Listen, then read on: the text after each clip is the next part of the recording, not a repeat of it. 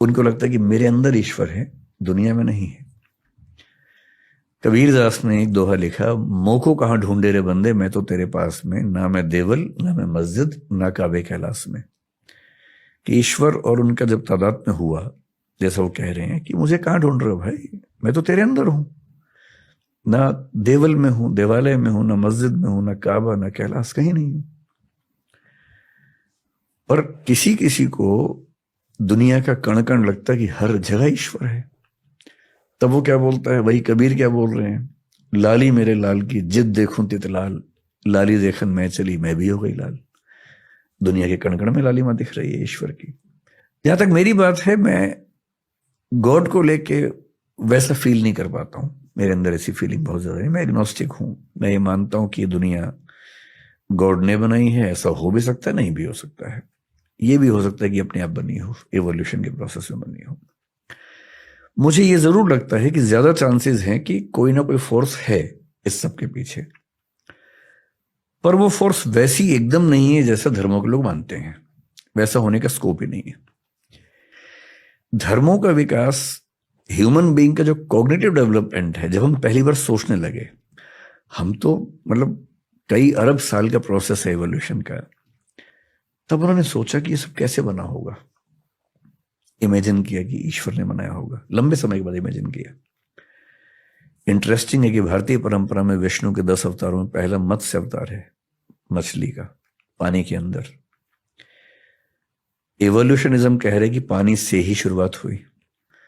इतनी छोटी पृथ्वी के कुछ हजार साल के अनुभवों से हमने थियरीज बना ली हैं बड़ी बड़ी, कि भगवान, अल्लाह, गॉड।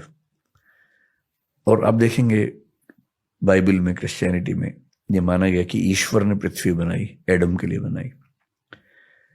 और बाइबल ये मानती है कि पृथ्वी केंद्र में है, सूर्य चक्कर काट रहा है। अब साबित हो गया, कोपरनिकस ने साबित कर दिया कि नहीं, सूर्य केंद्र में है, पृथ्वी चक्कर काट रही है। तो जिन जमीनों पर सारे धर्म खड़े हुए हैं, वो जमीनें बहुत कमजोर हैं, भुरभुरी हैं, क्योंकि वो केवल ह्यूमन बींग्स के एक्सपीरियंस के बेस पे बनाया गया है। और इस ब्रह्मांड में हमारी दुनिया मतलब एक मच्छर का भी 100वां हिस्सा, 1000वां हिस्सा है। क्या पता कितनी कितनी गैलेक्सीज में कितनी दुनियाएं चल रही हूं, कुछ हमसे आगे कुछ हमसे पीछे।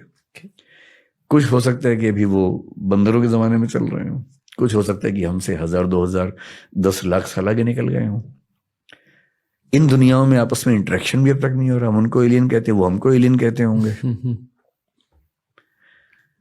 तो अभी तो विज्ञान ने दुनिया का डेसिमल में भी कुछ नहीं समझा है। अभी से हम ये इंटरप्रेट कर दें कि एक भगवान है जिसने ऐसा ऐसा किया, पॉसिबिलिटी है।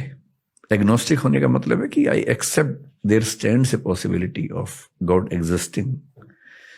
पर हमारे दुनिया के धर्मों में, दर्शनों में गॉड की जो व्याख्या है बहुत ही बेसिक लेवल की है। पृथ्वी को केंद्र में रख के व्याख्याएं की गई हैं, अपने देश को ध्यान में रख के, अपने समाज को ध्यान में रख के बनाई गई व्याख्याएं।